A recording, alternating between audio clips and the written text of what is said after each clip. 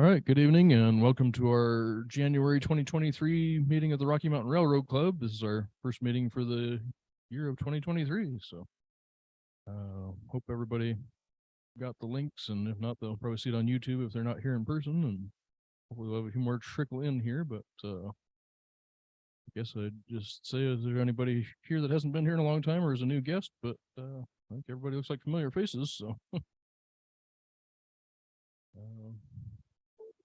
so what do you got, Dave? I can yak for a minute while you go get Chip and see if he wants to tell us any current events. Our friend Chip is down watching the door. I'm Dave Schaff, Vice President of the Rocky Mountain Railroad Club. This is Andy Dell, for those of you that are at home and you don't know who the heck we are. Yeah, I got voted in for one more year, so you're stuck with me again. Yeah. Until somebody else volunteers to take over, and nobody's jumping out of the woodwork. So you want to see if Chips wants to come up here? Denny's getting him. Okay. Usually in December or January, we have some calendars from Operation Lifesaver. They seem to have diminished on their budget in the last couple of years, so we don't have any of those. And I asked our good friend and member Joe McMillan if he wanted to come out with some calendars today, but his are all gone already. And I said, how many did you make this year? And he sold 8,000 calendars and he has none left. I don't know what the breakdown was by railroad, but oh, don't sit down. It's your turn. So, yeah. All right, we're going to give Chip a chance to tell us some current events. I could stand next to Andy. Hey, good evening, news fans. Anyways, the Winter Park Express arrived today at Denver Union Station. It consists of 2 locomotives and only 8 Superliner cars. First trip will be on Friday the 13th, 3 days per week, Fridays, Saturdays, and Sundays until the end of March. $34 one way. Make your reservation today.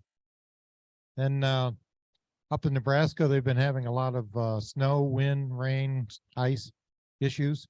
So I went up and visited the Nebraska, Kansas, Colorado.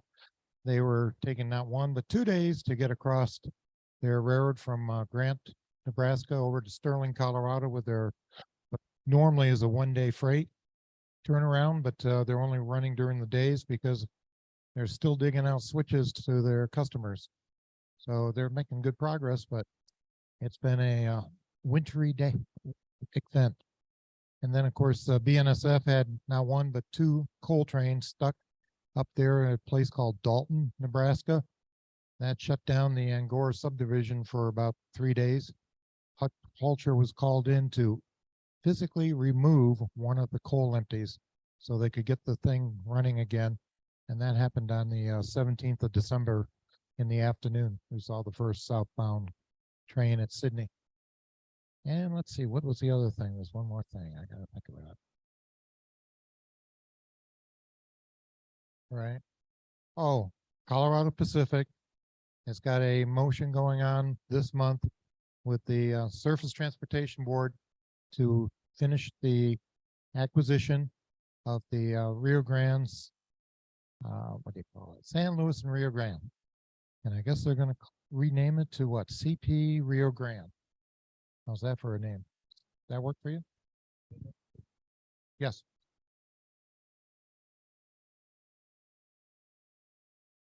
Yeah, that's usually twice a week. Kyle Railroad. Right. The Kyle Railroad runs on the old Rock Island line out of Goodland and across parts of Kansas, but the Colorado portion is basically Goodland to Lyman, where they interface or interchange with the Union Pacific. And needless to say, business has been pretty good. They've not been affected too badly by the weather so far this year. So that's been working out real well. And then the other thing is the newsletter went electronic. And for folks sending in stuff, looks like right now the 20th of each month will be our deadline to get your stuff in. We have a print copy and an electronic version. Thank you. Yep, we're Thanks for the encouraging the update, electronic version, and I apologize if some of you did not get it yet. We have not completed all the updating of who all's renewed for the year to add to our email list. I only had about 200 right now, and I'm expecting I'm probably about 50 to 100 short. So if you missed getting it, hang in there, or you can shoot a email over to our club email address that's found on the website, and they can forward that to me and Denny, and we can get you taken care of. So, and then we've had a couple people that have had some trouble with the email inline service. So I'm thinking about maybe possibly sending out a separate email with the PDF that we send to the printer for the printed copies. And then that way you'll have an alternate way to view that. And then those will eventually be up on the club website, you know, a month or two later for the archive version there that you see. But being a member, you get to see that, you know, about 2 months before everybody else. So. We've had a couple of notes from people that they said, I'm not sure if it was the print or the email version, that they said they didn't know the start time for the meeting or the address. We will work on that. If it's not in there, we'll do some double checking, but we encourage everybody to reread it just in case they missed it. Okay. Yeah, I so think need we missed out a figure that few out. little things that we'll add in there, and we also need to put a publisher statement in on the printed copy and a few other little things, but hang in there. We'll hopefully get it all squared away by February, and may resend out some January things just to have the latest greatest. Okay, so when people come to our meetings, sometimes our members will like to get a little name tag. We will make you one of these if you come to our meetings and you ask. Also, some people have wanted the fancier magnet back kind. We can get that for you. Takes us a few weeks and $20, but that is an option if you're somebody that comes to the meetings. We're kind of not dealing with that through the mail or whatnot. But if you come to the meetings and you want to have that, let us know. We'll figure that out.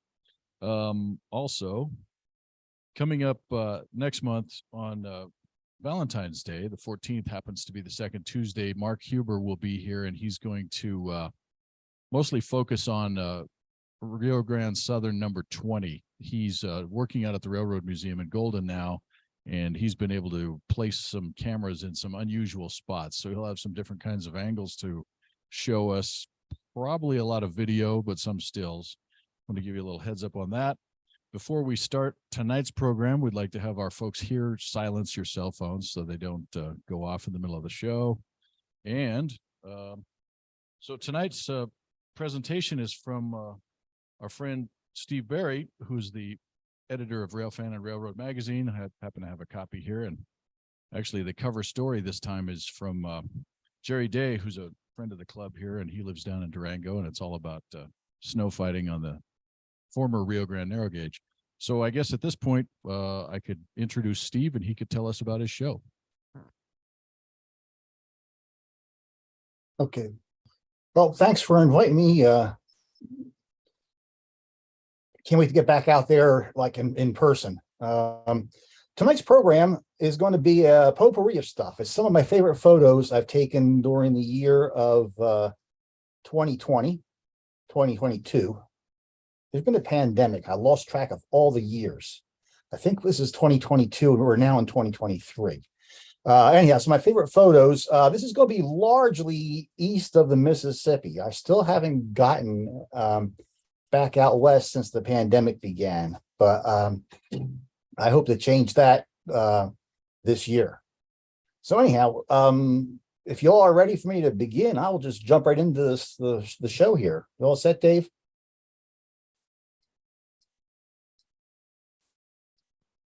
Hearing nobody. All good to go. Good to go. Here we go then.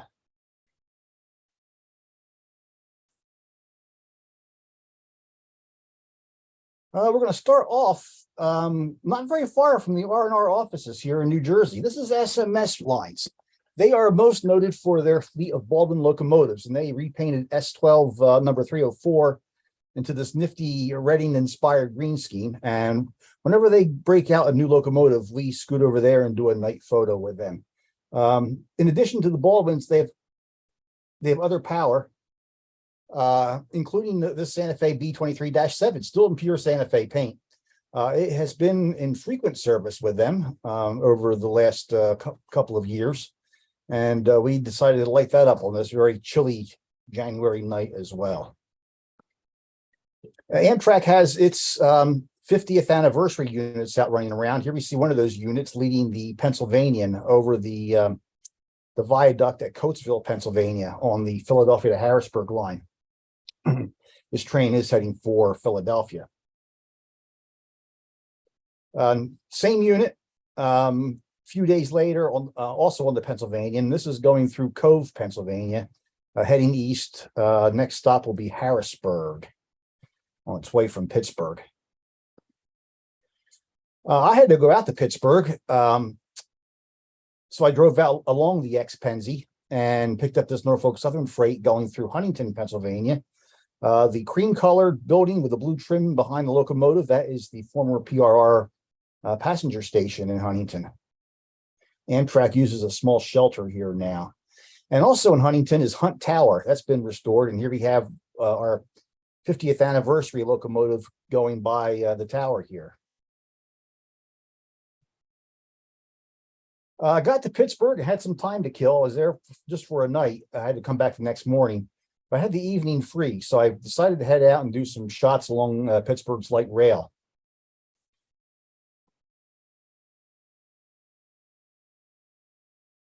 Bitter cold night, and I really hadn't planned ahead that I was going to do shots. I thought I'd just get to the hotel and go to sleep, but it was too tempting to go out, so I wasn't properly prepared. No snow boots or anything like that. It was a very chilly night, but I liked the results. Next morning, I was up for Amtrak again, once again with the anniversary unit in the Midnight Blue scheme, coming underneath the George Westinghouse Bridge. That's US Route 30 in North Versailles, Pennsylvania. Back further east from there, I was going to say back east, but for you guys, everything is back east. This is the eastern part of Pennsylvania, the Strasburg Railroad. This is their 260, number 89, ex-Canadian National. Strasburg runs pretty much year-round. And here we see the 89 at the Strasburg Depot, their water tank in the background. If I was ever going to start my own tourist railroad, I would pick one of these CN moguls to be my primary power. They look good on passenger trains. They look good on freight trains. They're just nicely proportioned locomotives. You'll see more of 89 a bit later on. This was supposed to be one of the 50th anniversary engines. This is the westbound Pennsylvanian at Glen. But when it showed up, it just had a standard Amtrak locomotive on the front. Every February, before the Super Bowl, I run a streetcar charter in Philadelphia for the Wilmington chapter of the NRHS. This was Super Saturday Streetcar Special number 28. We used this car here wrapped to celebrate the 40th anniversary of SEPTA's Elmwood District, which is the district that brought in the LRVs into Philadelphia 42 years ago. Here we are in the Center City Tunnel at 13th Street. Then on our charters, we usually pick neat places for photo stops. This is one of those classic 1990s era McDonald's. It's going to be torn down fairly soon if it's not gone already by this point. University of Penn campus is here, and they bought the property to expand. We did a photo stop in front of this McDonald's as one of our stops. And we look for other things. Churches always make a good backdrop. You get a good idea here of the wrap on the car for the 40th anniversary of the Elmwood District. And here we are going across the ex-Baltimore and Ohio main line, now CSX, in Darby, Pennsylvania. After most of the streetcar systems in the U.S. were ripped up in the 1950s, thereabouts, this was the last crossing of a trolley and a mainline railroad in the United States. With the recent last 40 years boom in new streetcar systems, it is no longer the lone one. Other cities now have crossings of streetcars and mainline railroads. The East Broad Top had its winter spectacular. It's coming back to life. It's probably the most impressive preservation story in the East right now, the narrow gauge East Broad Top. And they had their winter spectacular in February. Number 12 here is not under steam. This was done with smoke bombs. They're hoping to debut their first steam engine, number 16, in a month or so at this point. And that'll be the first steam on East Broad Top since 2011. Across the street is the Rock Hill Trolley Museum. We did a night photo of all the orange cars. On the left is a car from York, Pennsylvania. And then in the back and off to the right there are cars from Johnstown, Pennsylvania. And here we see the two Johnstown cars at the station platform for the museum. For the spectacular, they did have their M1 motor car running. This Doodlebug was built on a design from Brill. East Broadtop built it in their home shops. They just took the Brill plans and scaled them down to narrow gauge. And here we see the Doodlebug running through the Aldwick Valley along the East Broadtop. The first order of business for the new owners was to reopen the 4.5 miles of tourist railroad that had run from 1960 to 2011. And that's all been reopened, and they're starting to expand both directions now a little bit further. Also out was the Liberty Liner, as it was called on SEPTA, ex-Chicago North Shore Milwaukee Electroliners. When they were finished in Chicago, they came to Philadelphia to run on the Norristown High Speed Line. And now one of the two is the two sets is at the Rock Hill Trolley Museum. The other set has been sent back to Illinois. It's now at the Illinois Railway Museum in its Electroliner paint scheme. I did a night photo at the Letterkenny Army Depot near Chambersburg, Pennsylvania. They got a small switching operation there, since a lot of the Army Depot has been converted to an industrial park with several rail customers. Here's Amtrak's Capital Limited coming into Cumberland, Maryland, with another one of the 50th anniversary engines on the point. This one here is in the Amtrak Pepsi can paint scheme. That was on some of their B-32s, their GEs they had at one point. The reason I'm in Cumberland was for the 1309, the extra Chesapeake and Ohio 2662. That's been restored by the Western Maryland Scenic. It was running on this day for the McHugh Steam Special. McHugh Locomotive and Equipment did a lot of work on Western Maryland Scenic's diesels. And to as partial payment for the work on the diesels, the railroad operated a steam charter for McHugh. You'll see a little bit more from McHugh a little bit later on in the show. Next day, I was down at the Northern Central out of New Freedom, Pennsylvania. They have a relatively brand new 440 that they run. And this was a photo charter operated by Carl Franz. This route here is historic. It was the route that Abraham Lincoln used to get to Gettysburg in 1863 to deliver the Gettysburg Address. And that's been their theme. Howard Tunnel is on the line. Howard Tunnel is the oldest active railroad tunnel in the United States, dating back to the 1850s.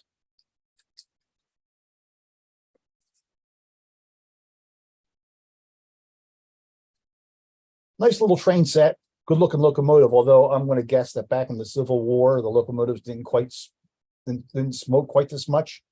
The smoke is strictly for show for the photographers. It burns oil, even though it has a few pieces of wood up in the tender for just to make it look right. We're in Philadelphia. This is in North Philadelphia. This is the north end of the Broad Street subway. Broad Street subway is entirely underground except for out here at the shop. And if you look carefully on the right-hand side, you'll see one of these surviving historic cars that the subway system has. It's owned by the city of Philadelphia. It hasn't run, though, since probably the late 1980s.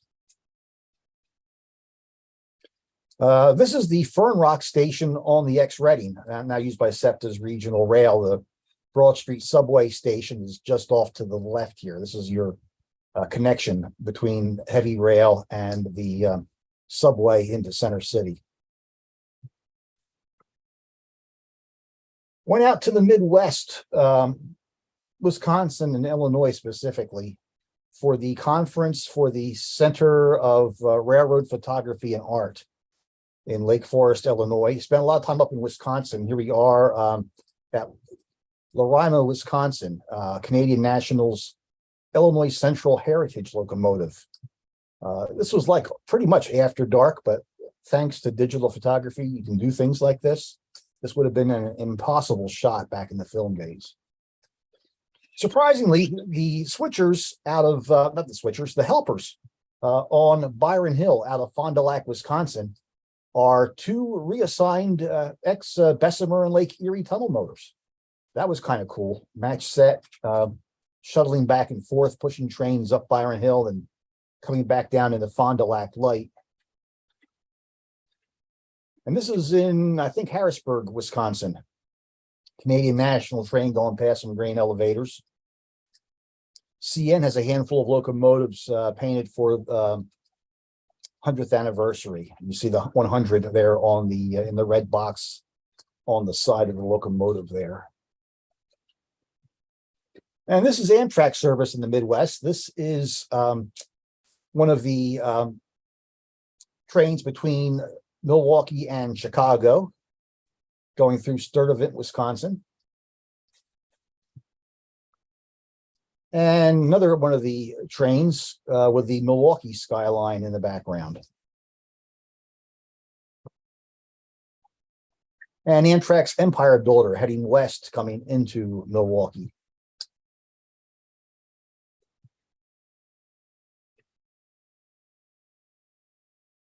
Found this shot here. This is actually on CN. It's got a Norfolk Southern leader, however, with the Iron Horse Hotel sticking up in the background. And then when you guys out there took over the Miller Brewery, the merger between Coors and Miller, everybody thought the Miller bow tie on top of the brewery here in Milwaukee was going to go away. Well, here we are many, many years after the Coors merger, and the Miller bow tie still stands proudly over Milwaukee. Wisconsin and Southern runs out of Milwaukee. Very good looking railroad. Just did some chasing with them one day. Here they are at the interchange point with Canadian National.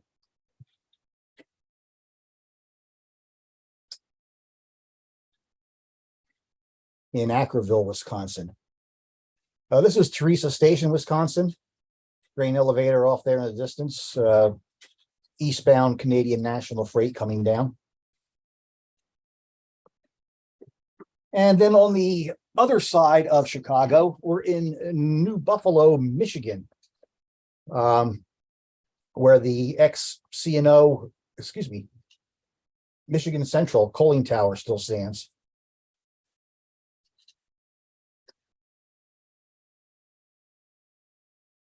This is also in New Buffalo. Did use my drone here for this to get up high above the houses so you can see Lake Michigan off in the distance there. And this is in Michigan City, Indiana. Amtrak uses the line, you see the Amtrak train on as well. There is a NS local that uses it, but it's mostly just Amtrak.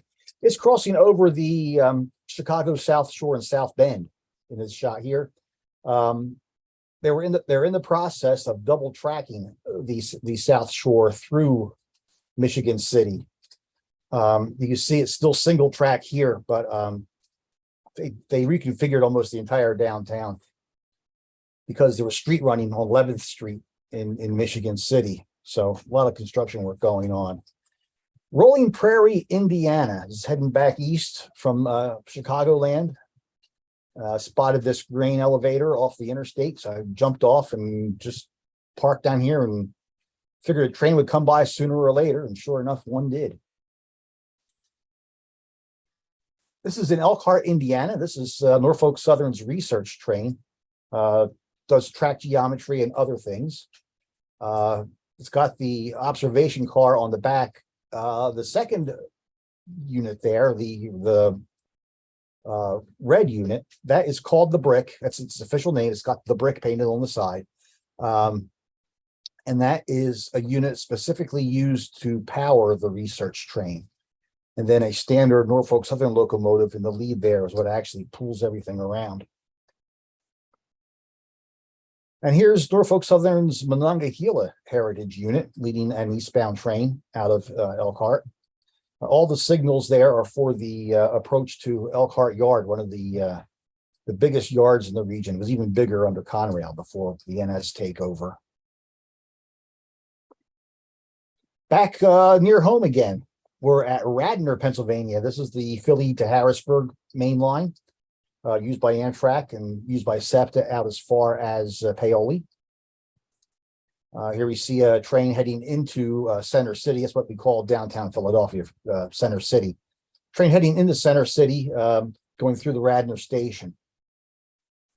And this is out on the Reading along the Schuylkill River. That is a inbound SEPTA train with a Silverliner 4 set on it, going through Conshohocken. There's some pretty nice stations out there, especially on the Reading's Chestnut Hill line. This is the station at Mount Airy, Silverliner 4 making a stop. And equally interesting is the Graver station with its half turret up top there. This is a Silverliner 5 making a station stop. Once again, this is the next Reading station. This station here is Shawmont. It is currently not used, but it is the oldest surviving passenger station in the United States. It dates back to the very, very early days of the Reading's predecessors, back in the 1840s. It was at one time a SEPTA stop, and SEPTA is currently in the process of refurbishing the station, refurbishing the parking lot, and reestablishing it as a station. But yes, the oldest passenger station in the United States. Back out to Cumberland again. Whenever I go west now, I try to time my western trips to go through Cumberland right around 11:30 in the morning, because that's when 1309 heads up the hill. This is the back end of the train. This is Western Maryland Scenic's GP30 501 in the Western Maryland Circus paint scheme. Western Maryland never owned GP30s, but it sure looks nice. This was actually on a Friday evening. And it was getting dark and it was raining hard, but I went up to Helmstedter's Curve to watch 1309 come up the hill there. And then the back end of the train with the 501 trailing and the 1309 leading into Helmstedter's Curve. And this was up in Frostburg, the end of the line. And it was dark, dark, dark, dark. And I'm like, absolutely no way I can get a shot here. But digital photography is sometimes amazing. And I was able to snap this despite the pouring rain and the complete lack of light. You'll notice the light underneath the boiler there. They did install running lights on the locomotive's drive wheels. Something that wouldn't have happened in Chesapeake and Ohio days, but looks pretty cool. I was heading out west to New Haven, Indiana, home of Nickel Plate Road 284, number 765, for a night photo session. And they had some folks in period costume for the session. And an antique car came out. This is the home base for the Fort Wayne Railroad Historical Society, the caretakers and owners of the 765. And we did a scene hooping up orders. It was not raining. The locomotive had been sitting for a while, was actually moving slightly forward here, and it put a lot of moisture out through the stack that came down in front of the locomotive to give it a look like it was raining now. And this is Grant Geist. He's an engineer on the 765, and he was an engineer back when Ohio Central had its big steam days back in the early 2000s. One of the shots available for the night photo session was looking into the cab of the 765. On the way home, I stopped at the Youngstown Steel Heritage Museum. They have this Jones and Laughlin 040 tank engine that they've 2-foot gauge they've put back in service. Thing weighs 1 million pounds because it worked in steel mills and needed traction, so it just weighs a lot. They've had to modify it. Their line goes uphill at a pretty steep grade, So they added a tender to the locomotive, which would have it would have never had in the steel mill. But the tender holds air compressor and air tanks because they need the air brakes to come down the museum's really steep hill. And they started offering rides in a small coach here at the museum as well. Back out in Pittsburgh again. This is the Panhandle Bridge. It was originally used by the Pennsylvania Railroad. In the post-Conrail era, it is no longer needed, so it was purchased for use by the light rail trains. So we got a way overbuilt bridge across the river for light rail here. Here you see the Panhandle Bridge with a light rail train on it with a more substantial highway bridge off in the background.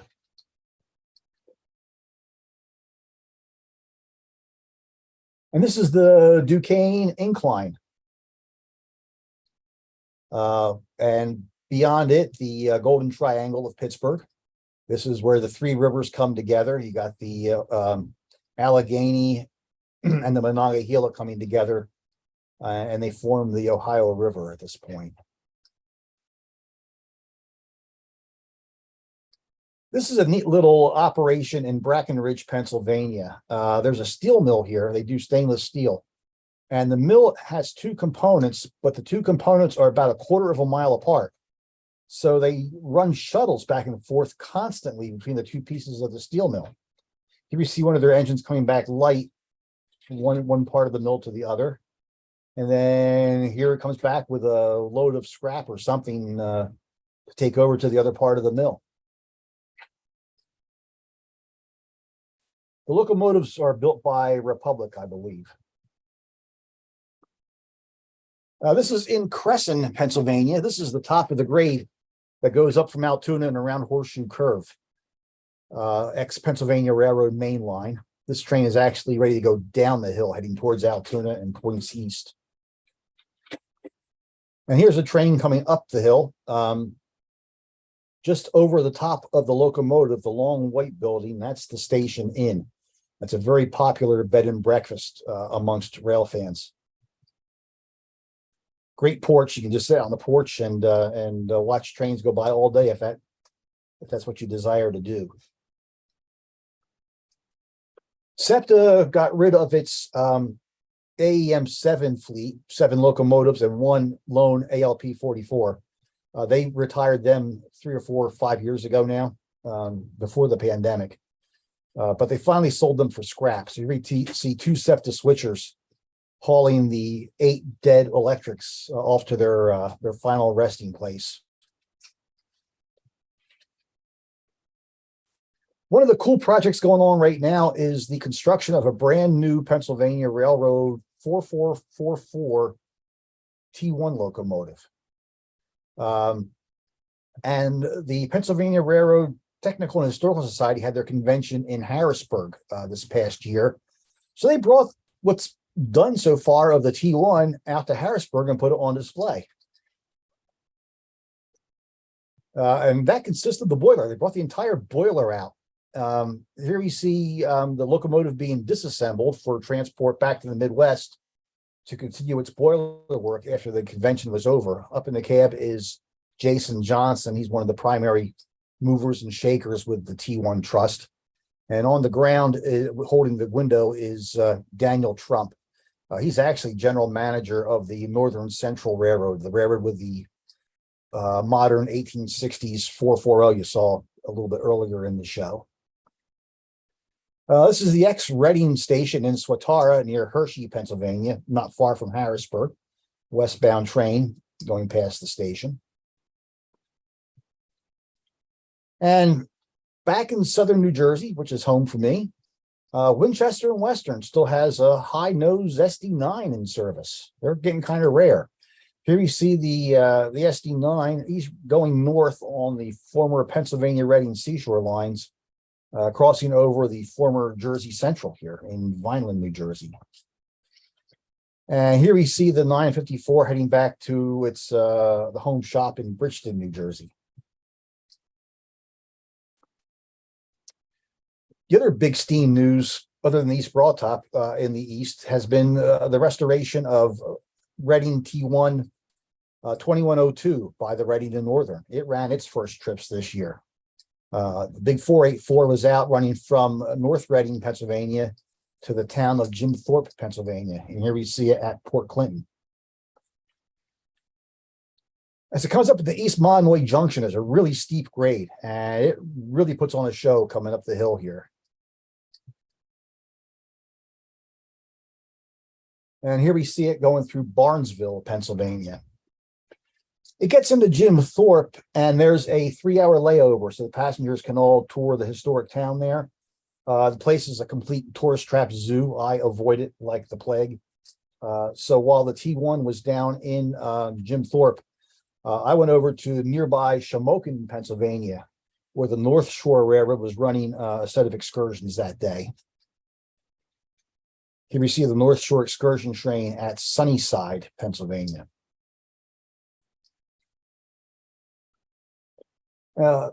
Also in the area is the Pioneer Tunnel in Ashland, Pennsylvania. They have this 040 tank engine they use for rides. And then 3 hours expired, back over to the T1. And here's the 2102 heading back to North Reading once again at East Monomoy Junction. But now it's just drifting downhill. It's not working hard at all. This is close to home too, just up the road from where I am right now. This is on Conrail Shared Assets. This is the Conrail train CA11 heading north. It comes down every morning to serve interchanges with SMS, with the Baldwins at Bridgeport. And then it comes on down to Deepwater, where it runs around its train. And in doing so, it passes by my house here about 2 blocks away. I hear it every morning. But here it is on its return trip back up to Camden, New Jersey, its home base. Back to the 1309 again. This is at Homesteaders Curve. Like I said, I time my trips west to coincide with departures of the 1309. Here it is going underneath a signal bridge, ex-Western Maryland signal bridge on the climb to Frostburg. And back in downtown Cumberland, foreign power for us, standard power for you guys. Union Pacific leader coming through on a CSX freight. And this is a night move, actually dusk. A train returning from Frostburg. This is the 501 in the circus scheme going away as it heads back down the hill. 1309 is on the other end. Actually, diesel was on the other end. This was an ice cream train they ran at night up to Frostburg. Not far from Altoona is the Everett Railroad. They just picked up this really spiffy Lehigh Valley switcher. So you got to wear sunglasses to look at because it's just so bright. This is near Roaring Spring, Pennsylvania. And this is in Roaring Spring. Really a cool looking locomotive. I was heading out to the Pennsylvania Trolley Museum, which has quite a few streetcars from, as the name would imply, from Pennsylvania. Here we see a West Penn car that would have run in the Pittsburgh area at one time. And a Pittsburgh PCC car in the more modern PA Transit scheme. And a PCC in the original Pittsburgh scheme with the PA Transit car behind it. And we did night photos there, and they're building this new complex called Volunteer Avenue. They're building a new station there. And since we were doing our night photo session in the construction zone, we thought it was appropriate to bring out some work equipment to work in the work zone. So here you see the line car next to the West Penn car. And then we have the wire car along with a crane here.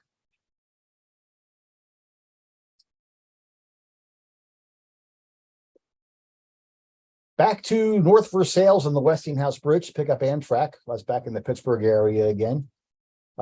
This shot here is actually only lit with sun in June and July. because it's sort of down in the valley. Pennsylvanian leaves Pittsburgh at 7:30 in the morning. This is close to the middle of June, so there was sun down in here. Finally, I tried this shot a few times. This is the first time I got it in decent sun. I had a tour of the PA transit shops where Pittsburgh's light rail trains are all serviced.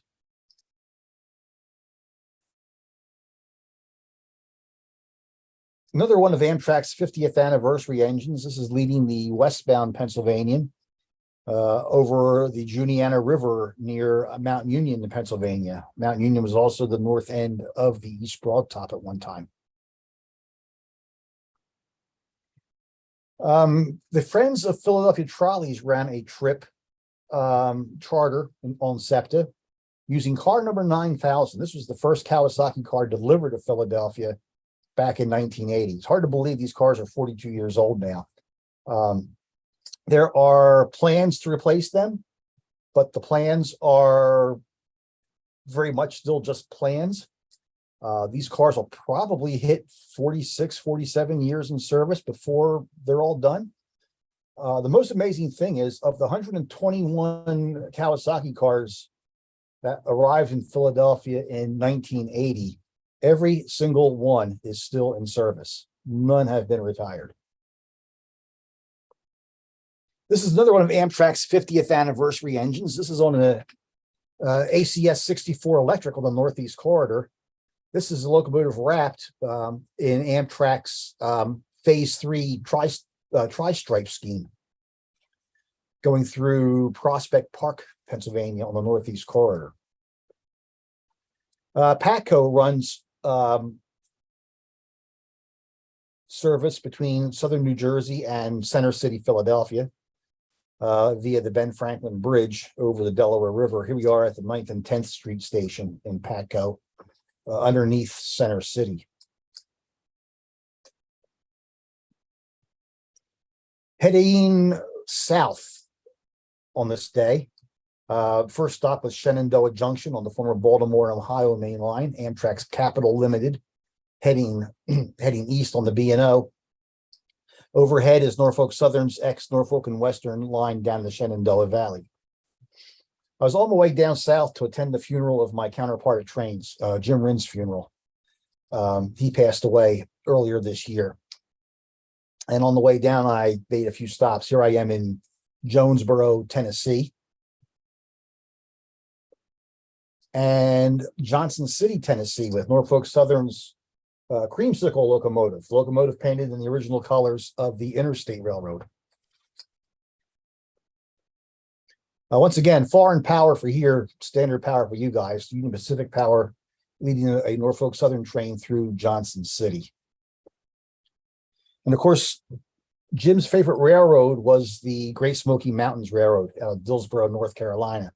So it seemed just appropriate that we should stop by and chase their 280 in honor of Jim.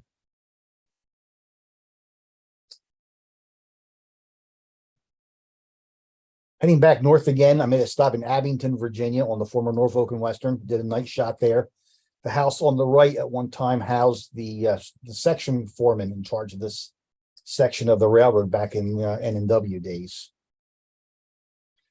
I wound up chasing this train with UP Power. Didn't mean to chase it, just kind of wound up chasing it north. I was going north, it was going north, and I kept running into it. Here we see it going past the depot at Meadowview, Virginia. This is at this is just above Meadowview, southbound Norfolk Southern train. And I got to Rural Retreat. This is where one of Winston Link's famous shots were taken. This is where he shot and did sound recordings on Christmas Eve here at the Rural Retreat Depot. And there's that UP-led train again going north. Just behind him was another freight, once again with the interstate engine leading. And getting close to Roanoke, and went over to Vicar, to the old N&W coaling tower there. And darn if I wasn't ahead of that train with UP Power again. So here it is coming underneath the N&W coaling tower. Back to Port Clinton, Pennsylvania, Reading 2102, another trip. This is the night before the trip. Did some night photos at the R&N's steam shop in Port Clinton.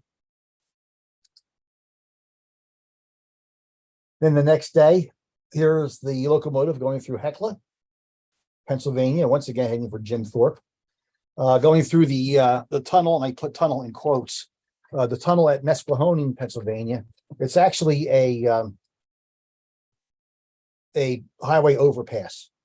If you look carefully at the very top of the screen, you see a piece of the guardrail poking out between the trees there. Once again, the Jim Thorpe, it stays there for 3 hours, and I wasn't going to deal with the crowds there. So I went over to Lansford and did the coal mine number 9 tour in Lansford. This is pretty cool. They use mining equipment to take it down about a quarter of a mile into the old coal mine. And here's our engineer. As we're leaving the coal mine, we're actually being pushed out. He's at the back of the train looking forward.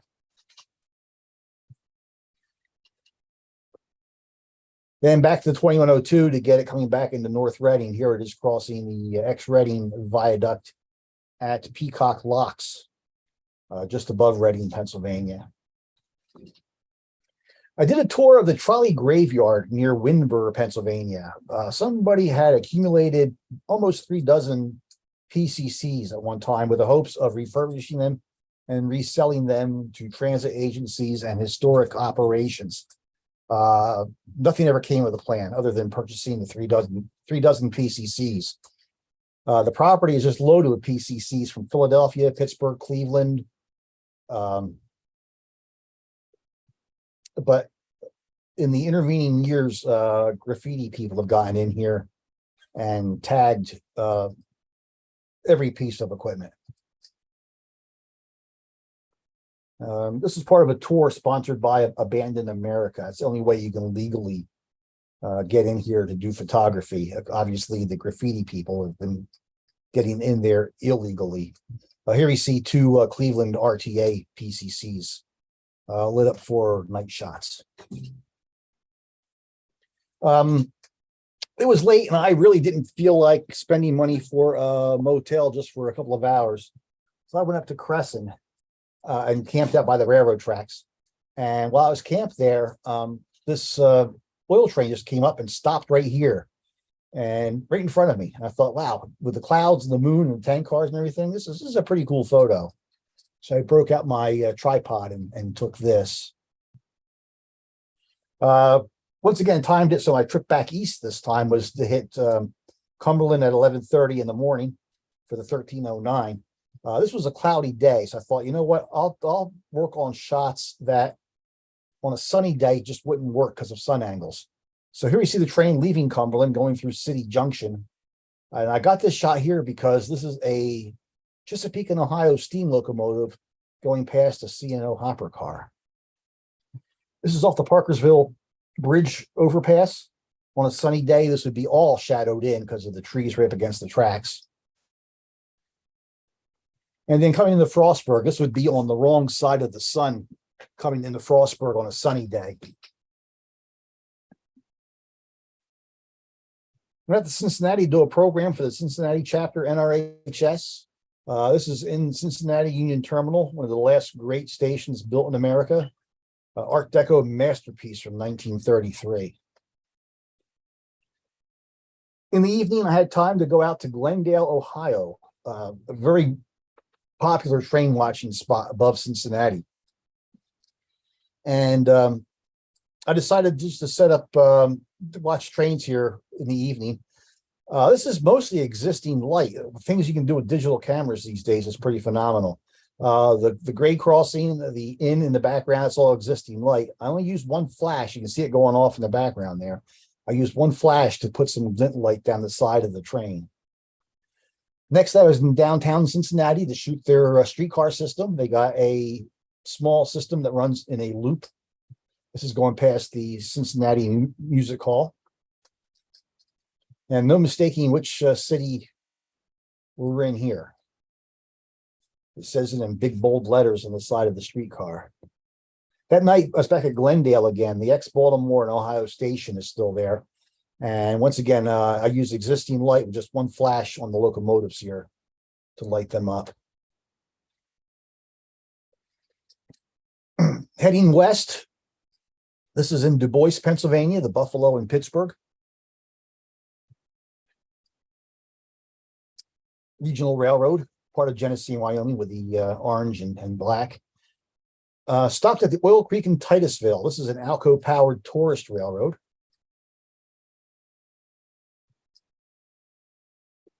And the next day, we chased their train. This runs in the region where oil was first discovered in the United States, near Oil City, Pennsylvania.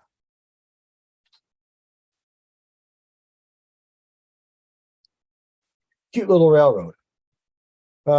Continuing on, stopped at the Lake Shore Railroad Museum in Northeast Pennsylvania. That's the name of a town, Northeast Pennsylvania.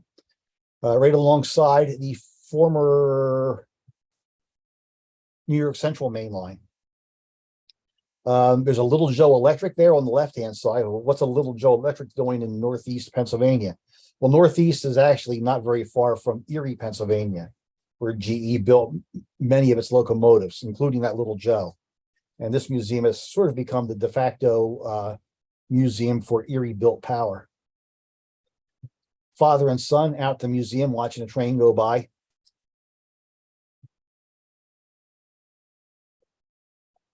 The big goal of this trip was the New York and Lake Erie, a tourist railroad that operates MLW FA locomotives built on Alco designs. I had always wanted to do this railroad, never had a chance to do it, but they had a photographer special, a great chance to go up and get multiple shots of these locomotives. So I took part in that. They also had this Erie Alco as part of the trip as well. Here you see the FAs coming out of the tunnel near Dayton, New York.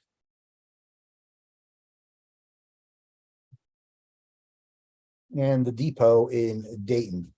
If you've ever seen the movie Trains, Planes, and Automobiles, and you've seen this railroad, this is the railroad that broke down, and you see John Candy and Steve Martin lugging the trunk away from the train across the field. Back in Pennsylvania, this is in Middletown, Pennsylvania, once again on the Philly to Harrisburg line. Once again, the Pennsylvanian crossing over Swatara Creek in downtown Middletown. Back at the Huntington, Pennsylvania, once again at Hunt Tower, saw this a little bit earlier. No snow on the ground this time, sunny day for a westbound Norfolk Southern train. Heading out to Marion, Ohio for summer rail. This is in Marion. In Marion, there's a multi-diamond junction where three railroads cross each other. This train is on the former Lackawanna. Back home again in New Jersey, this is the Raritan Central Railroad. We have a feature on them coming up probably in the March issue, but as part of preparing for that feature, we arranged for a night photo session up there. They posed two of their locomotives. Back over to Philadelphia, this is North Philadelphia Station. I was putting together a book on my favorite photos of Philadelphia Transit, and I needed one more photo of an Atlantic City line train on the Philadelphia side of the Delaware River. New Jersey Transit runs trains from Atlantic City to Philadelphia. And here we see the train on its last leg into 30th Street going through North Philadelphia. You saw the McHugh Steam Special with 1309 a little bit earlier in the show. Well, McHugh Locomotive and Equipment, their specialty is restoring small locomotives.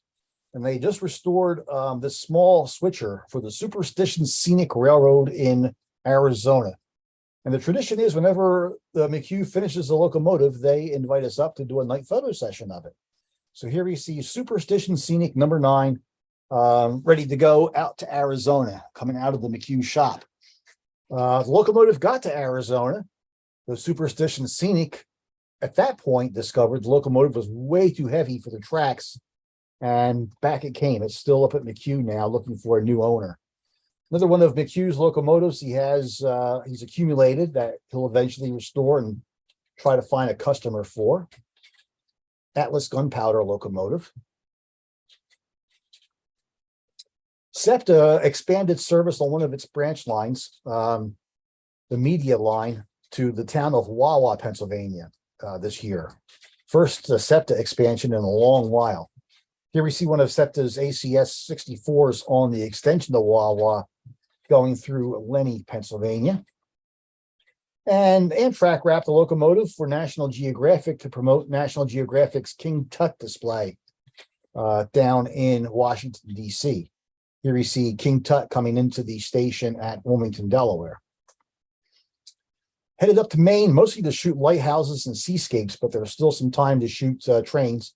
Here you see one of Amtrak's Down Easters going past the roller coaster at Old Orchard Beach, Maine. On the point is a cabbage car, combination cab car and baggage car made from a former Amtrak F40 locomotive. And here we see a train in Saco, Maine, Down Easter, going past a banner on the post there celebrating 20 years of Down Easters. Back in New Jersey again, New Jersey wrapped a lot of locomotives in special schemes, including this locomotive here dedicated to the armed forces. Here we see it at Belmar, New Jersey, crossing over the Shark River. And here we see the train, the locomotive, the Armed Forces locomotive with the Screaming Eagle on the front going through Point Pleasant, New Jersey on the North Jersey coastline. And coming out from the New York City skyline, an Amtrak train on former Lackawanna trackage.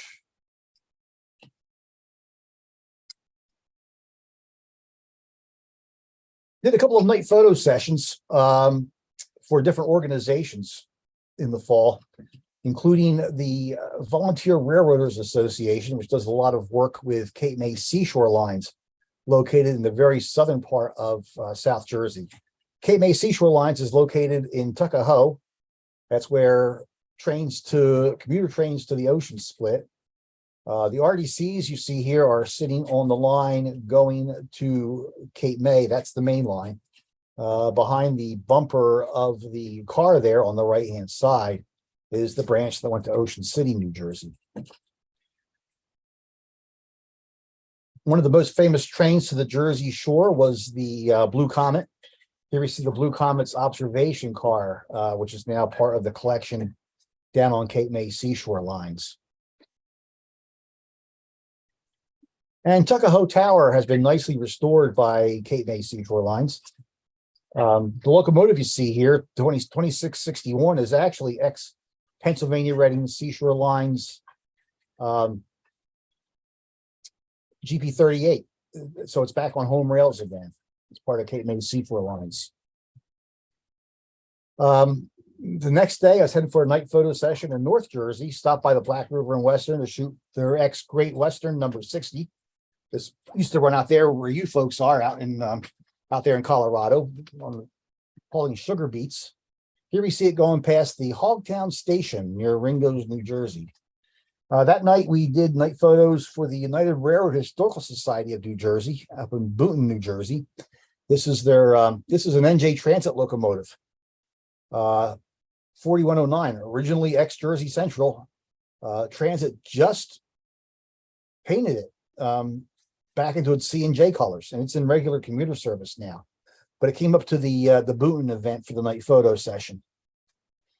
We did a Pennsylvania Railroad scene there with the Jeep and a GG1 locomotive. And we did a New York Central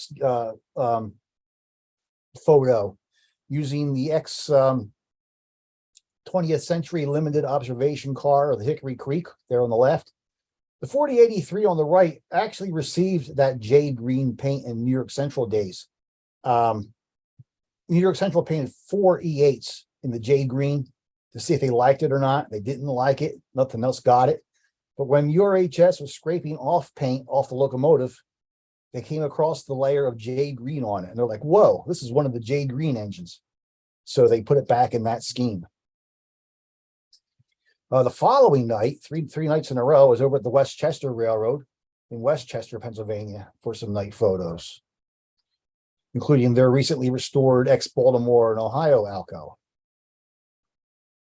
And then back over to SMS, they got a new engine out, the EMD, not a Baldwin, but as is traditional, when they get a new engine out, they go over there and light it up. Here we see an ex-Katie SW that SMS has just acquired and put into service.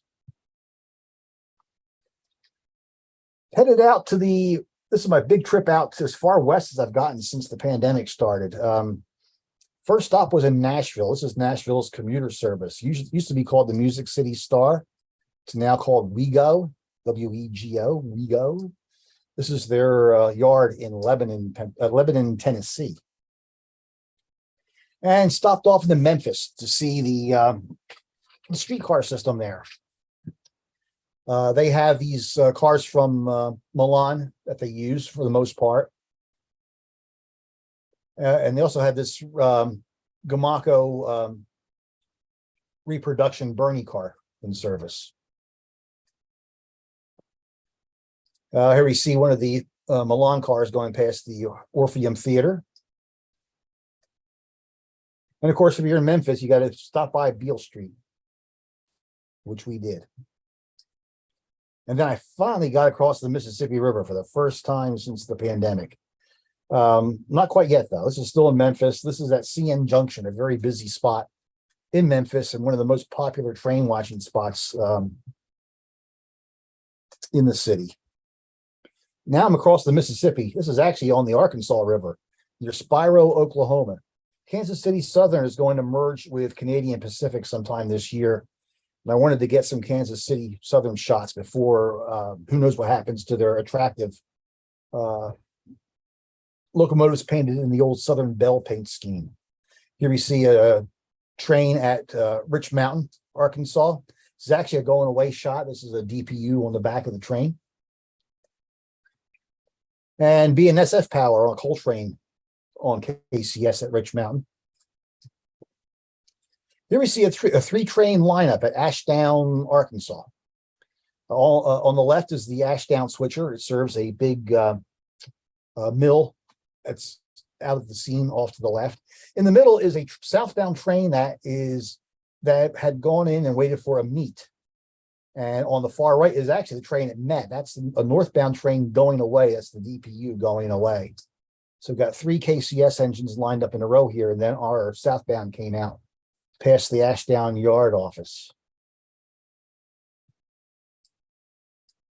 Canadian Pacific Power, this is on KCS, however, near DeQueen, Arkansas. And then I stopped by the Louisiana and Northwestern Railroad. They had F units way back in the day to see what was left of the LNNW. Not much. This is the Gippsland Freight Station, but it was kind of cool. The texture on the wood and the sign made for a pretty cool shot. This is in Vicksburg, Mississippi. Mississippi River. The Meridian Speedway, jointly operated by Kansas City Southern and Norfolk Southern. Here we see an eastbound KCS train coming across the Mississippi. Same train a few minutes later, it loops around in a big loop. You can easily get ahead of it, coming through a tunnel in Vicksburg. And then the same train a few minutes later, this is the back end of it. That's the DPU on the back going away, heading through Vicksburg. Back over to the bridge, here we see a Norfolk Southern train coming across. That's Louisiana on the far side of the river there. The bridge at one time was a joint highway and railroad bridge. You can see the highway ramp going down on the right. It's been replaced by the interstate you see off to the left. This is switch tender in Jackson, Mississippi. This is where the east-west Kansas City Southern line crosses the north-south ex-Illinois Central Canadian National line. They share trackage through downtown Jackson for about 2 miles. The northbound city of New Orleans, with one of Amtrak's new locomotives on the front. And a southbound Canadian National train going through switch tender. This is in Greentown, Mississippi, city of New Orleans heading south. This is on the Illinois Central Main Line. We're just kind of killing time here, so we need to get over to Clarksdale, Mississippi. The Clarksdale is the revived Rock Island. The Mississippi Delta Railroad noticed that all the Rock Island trademarks had expired, and they snapped them up, and they started painting everything back into the Rock Island bankruptcy blue, and it's really, really, really cool. So this is actually the Mississippi Delta Railroad, but the locomotives are Rock Island.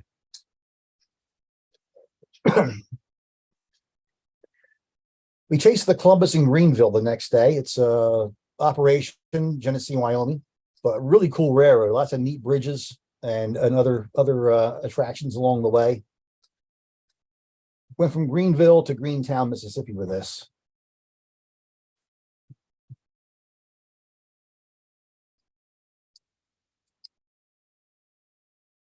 And then in Huntsville, Alabama is the only upright Saturn V rocket on display.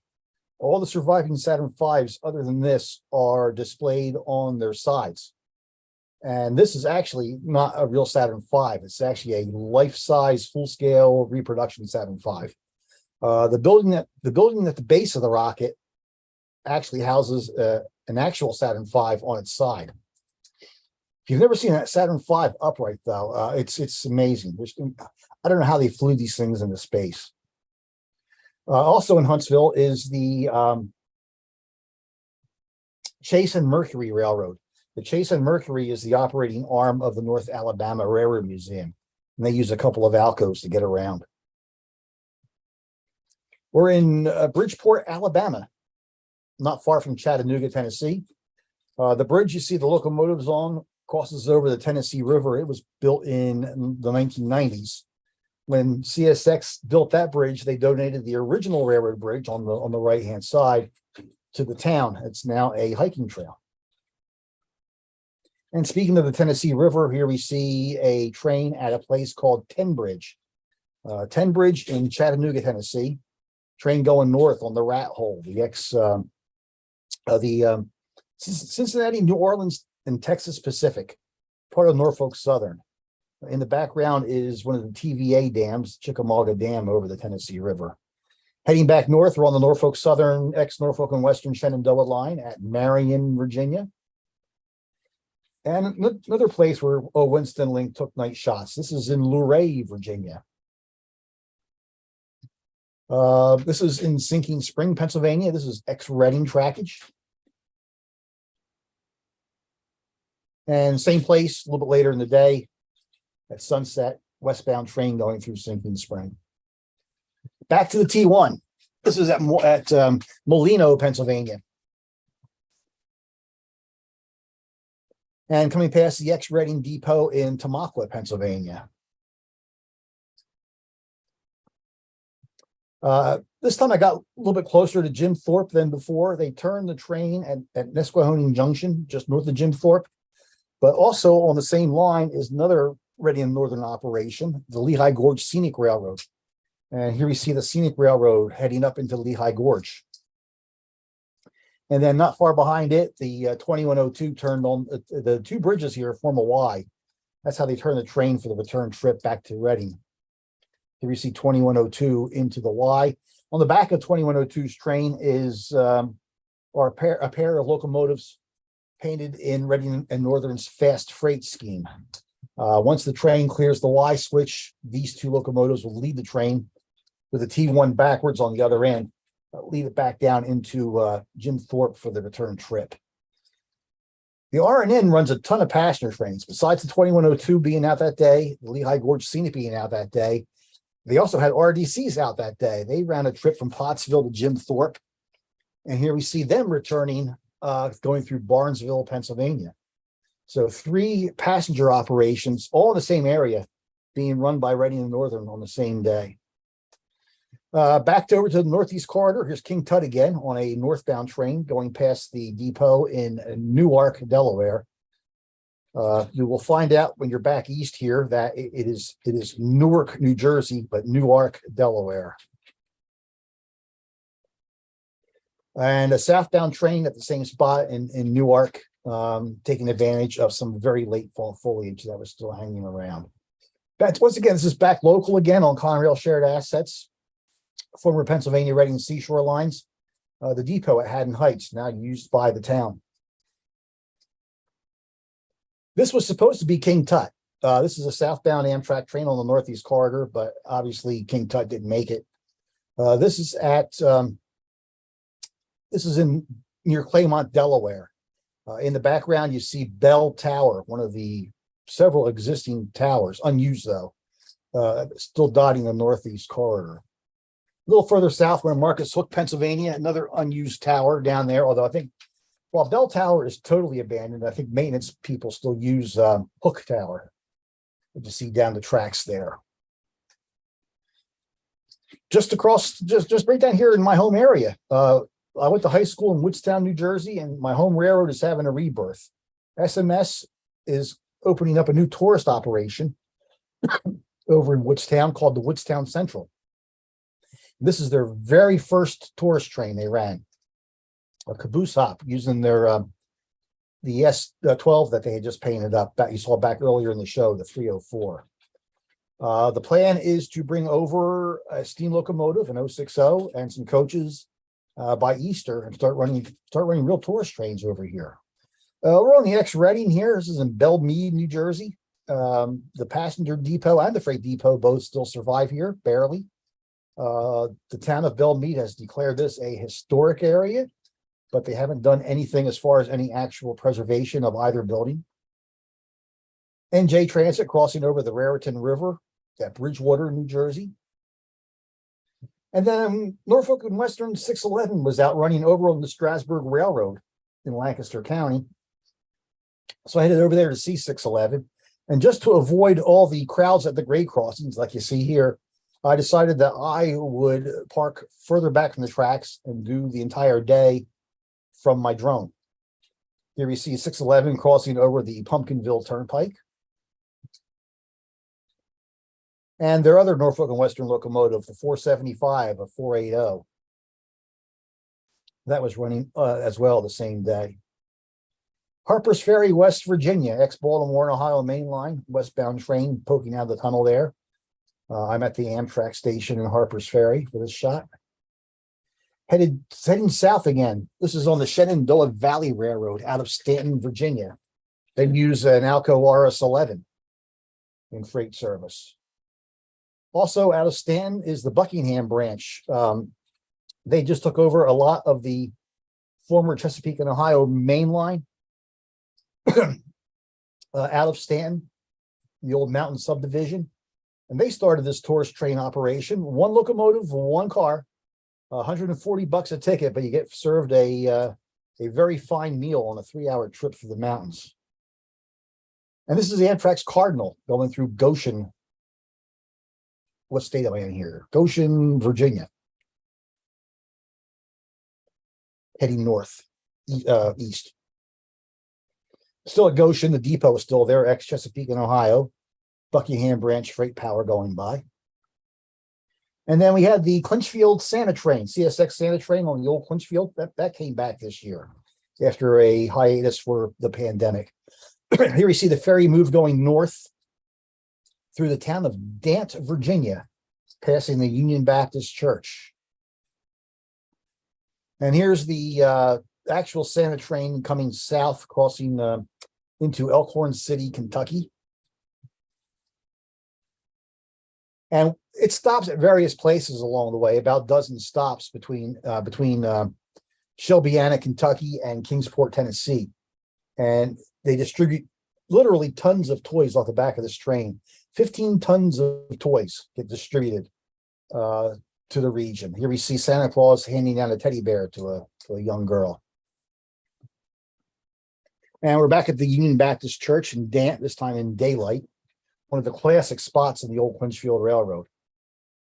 It's really cool that CSX has painted their business train entirely in Baltimore and Ohio colors. And crossing over Copper Creek Viaduct near Spears Ferry, Virginia. This is a downtown Roanoke. The former Norfolk and Western shops are off to the right. Amtrak in the last few years has just started service back to Roanoke. Here we see the Roanoke train leaving the town. This is all ex-Norfolk and Western trackage. Here we see the new Amtrak station in Roanoke with a eastbound freight going by. And I'm caught up to the brick and the research train again. It lives here actually in Roanoke. It came in from Bluefield, West Virginia, and here it is backing actually into its shop, which is located underneath the highway bridge in the background. Back to my hometown railroad here, the Woodstown Central, right here in South Jersey. Another set of caboose hops they ran for the public. Then up to the Black River and Western again. Here's Great Western number 60. I knew it was running a trip near sunset, so I wanted to go up to Copper Hill Trestle and do the silhouette shot. And then about 2 hours later, I did this night shot of it crossing over Copper Hill Trestle. Normally, number 60 runs with the Great Western Diamond under the cab window, but for this year, they put it back into its original, tourist railroad paint scheme that it had when it first got to New Jersey. Back on the Woodstown Central, we're at Christmas time now. Santa Claus was hosted in the caboose on the Woodstown Central. We're in downtown Woodstown here, a live nativity scene off to the left, and there's Santa Claus in the back of the caboose. And I tried this shot here. This is at Memorial Lake in downtown Woodstown.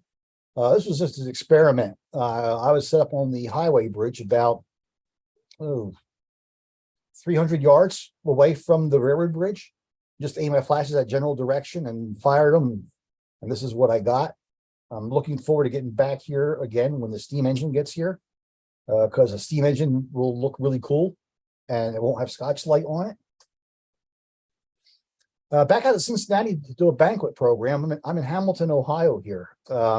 This depot in the background, 3-story depot, a few days after I took this shot, was actually lifted up and moved about 1,000 feet north, which would be towards where I am. CSX wanted it demolished. The city wanted it saved. The city put a ton of money into saving it and actually moved it away from CSX. Back at Glendale again, you saw some night shots there earlier. This time it's a rainy, rainy night. But with the Christmas lights and the headlight beams, I thought this was some pretty cool stuff. On the way home, I made a wrong turn trying to get to a convenience store for a snack, and I wound up right at the Mark shop in Frederick, Maryland. It was a rather convenient wrong turn. Mark runs the commuter service from Washington, D.C. to points west, mostly along the former Baltimore and Ohio. Here we see that Jersey Central Heritage Unit that New Jersey Transit has. This is on a Santa Claus trip sponsored by the Tri-State Railway Historical Society. Going through Boonton, New Jersey, you can see the collection of the United Railroad Historical Society on the left there at their shop in Boonton. Regular service Amtrak train on the Morris and Essex going to Morristown and Dover, New Jersey, out of Hoboken. This is going past Powder Mill Pond on former Lackawanna trackage. And here we see the Heritage engine. Behind it is NJ Transit's most recent Heritage engine. They painted up the 4101 into its New Jersey DOT paint scheme that it wore just before the inception of New Jersey Transit. Back to Strasburg, number 89, my favorite engine again. Going past Carpenter's Crossing. Up on the hillside behind the fence is the oldest cemetery in Lancaster County, Pennsylvania. And this was a cloudy day, but when the clouds parted, the light was just absolutely gorgeous. Here we see 89 departing the online picnic grove. It had just met another train. They're running trains every half hour for Christmas. The smoke plume off to the right in the back there, that's Norfolk and Western 475 going away on the other train. And here's the 475 getting close to sunset. Cloudy most of the time. Like I said, when the sun popped out, it was just gorgeous light. The reason I was here, though, was to do some night shots. Here we see number 89 on a Santa Claus train going through Groundhog Cut. And then a half an hour later, the 475 at the same place going through Groundhog Cut. Back up to the Ready to Northern. As we're wrapping things up here, this is the weekend before Christmas. Another set of rail diesel cars going past the ex-Reading depot in Molino. And I wanted to shoot the 425. It's the next Golf Mobile and Northern 462, but it goes down for its federal inspection next year. So I wanted to get some final shots of it before it went down for inspection. Here we see it going through Port Clinton. Previous shot was in Mooresville, Pennsylvania. I don't know if you can hear that or not. My guinea pigs apparently like this shot. Other end of the train was this Reading, the Northern locomotive that would tow the train backwards. It ran three 1 hour trips, or actually 80-minute trips out of North Reading. Up to Port Clinton, the diesel would pull it back. And then here's the last trip of the day, just after sunset, going through Mooresville, Pennsylvania. Went up to Philadelphia to go visit the Woodland Car Barn. This is on Woodland Avenue. SEPTA's Route 11, those very venerable Kawasaki streetcars running through the city streets. The reason I was here, though, was I took a tour of the Woodland shop, which is SEPTA's heavy repair and rebuild shop for its streetcar fleet. A couple of Kawasaki cars were in there, but the real reason I wanted to get in there was to shoot the PCC fleet that's being rebuilt for use on Girard Avenue. 4 cars have been finished. They hope to get 6 more cars done in the near future. And they're talking about PCC streetcars returning to Philadelphia this September. Wilmington and Western ran its Holiday Lights train, where they have an entire train decked out, engine to caboose, with 10,000 holiday lights. Here you see the train going through Wooddale, Delaware, past one of Delaware's 3 surviving covered bridges. And there's the train stretched out over Barley Mill Road. And going through Wooddale again. This is from the top of Wooddale Cut. Makes for a pretty impressive sight. You chase this train, watch it go through the woods, watching all those lights go through. It's pretty cool. And then New Year's Eve, I wrote a charter with the Friends of Philadelphia Trolleys. We went out on SEPTA's Red Arrow division, which consists of the trolley cars out of Upper Darby that go to Media and Sharon Hill, Pennsylvania. Here we see a regular service car coming up during one of our photo stops. Here's one of our photo stops. We stopped at the theater in downtown Media, Pennsylvania. And that says Happy New Year. And that was what it was. That is the end of the year. Thank you very much.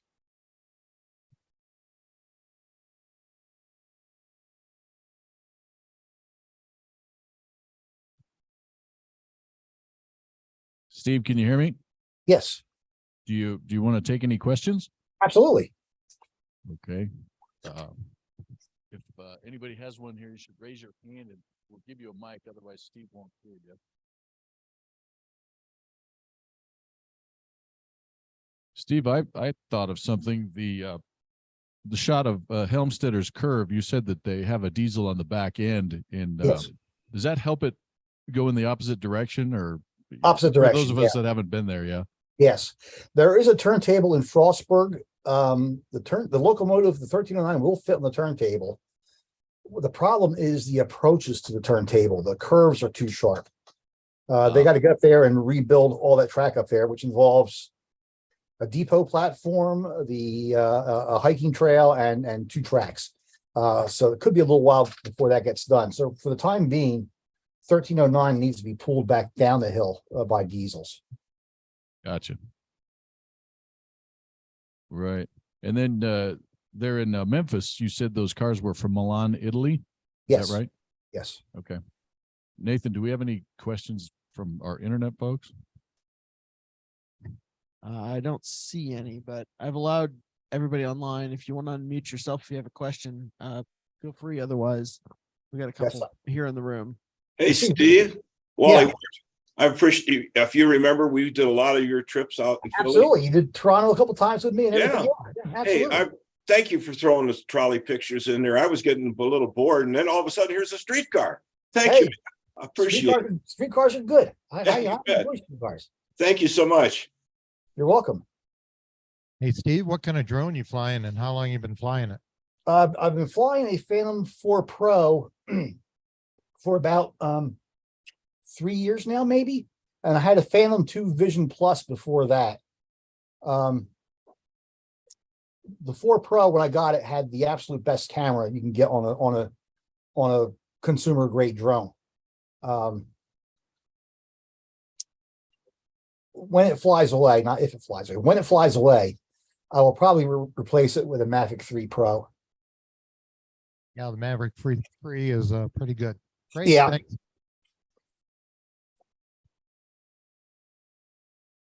Bring a microphone over here. There was a car in 3 or 4 of those shots, and it was a Chrysler car. Mhm. Can't tell you the year. Was it blue and white? Yes, Right. a New Yorker. Yeah, It's a what? it's a New Yorker. Chrysler It's a New New York. Yorker. What year? Gotcha. I know. No, hang on. I actually know the answer to this. Let me get the other computer. It's owned by a guy named Mike Reeby, and he wins all kinds of competitions with that car. And he has no issue bringing it out for night photo sessions for us. And I can tell you, I think the year, if I can find the shot on my website. I'll find that. There we go. 1955 Chrysler New Yorker Deluxe. That's what he said. Okay. Anybody else? Yep. One more here, Steve. Did the CNJ 113 run this year? It did. I did. It ran one weekend, and that was the weekend I was chasing the Jersey Central Heritage unit on the Santa trains.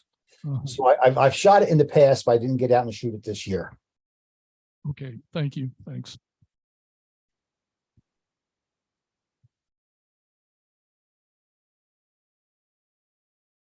Sir, where does that little 440 operate? You had 2 or 3 shots of it. The Civil War 440. Yes, sir. That operates out of New Freedom, Pennsylvania. It's about an hour or so south of Harrisburg, almost on the Maryland border. It operates for the Northern Central Railroad. Now, there was actually a second new 440 that runs not far from there on a different railroad, on the Lancaster, Lincoln, no, Harrisburg, Lincoln, and Lancaster Railroad, which is part of the Star Barn event complex in Elizabethtown, Pennsylvania. So we have two brand new 440s, Civil War 440s running in the area now, So Elizabethtown, and what was the other town? and New Freedom. New Freedom. Thank you. Steve, whatever happened to the Stewartstown Railroad that used to hook up with the? It's Northern- actually in its like 18th revival right now. They're once again they're going gung ho rebuilding it. So it's coming back again. It's quaint. It runs through people's backyards and driveways. It's neat. And it's been left for dead so many times, and it's coming back again. I think they're reconstructing a Rio Grande Southern 440 that should be back one of these days. Any other questions? Steve, we really appreciate you staying up late for this. I know you're 2 hours ahead of us, so. Oh, that's right. Well, time flies when you're having fun, right? This was more fun than last night's football game, that's for sure. Yeah. Yeah, in some ways it's probably good that the season's over. We don't talk about this team we have here too much. So, Oh boy. as they say, maybe next year. Yeah. And in case you're interested, Steve, I had mentioned that next month is Mark Huber, and then in March, we're going to have our program from Blair Koistra down from Oh, Blair's good. Dallas Fort Worth area. So see what he'll Been stir for- up. Yeah, thanks again, Steve. My pleasure. My pleasure. We certainly appreciate you doing this for us, and I may call on you again if you're up for it. I would like to get out there and do one in person at some point, believe me. Hey, Steve, holler if you're coming out here. We'll kind of show you around. Sounds good. Okay. All right. Thanks a lot. Hey, you're welcome. I think that's about it for tonight. If everybody would help put away our chairs, that would be a big help. And I guess we'll see you in February. Thank you very much for coming. And thank you again, Steve. All right.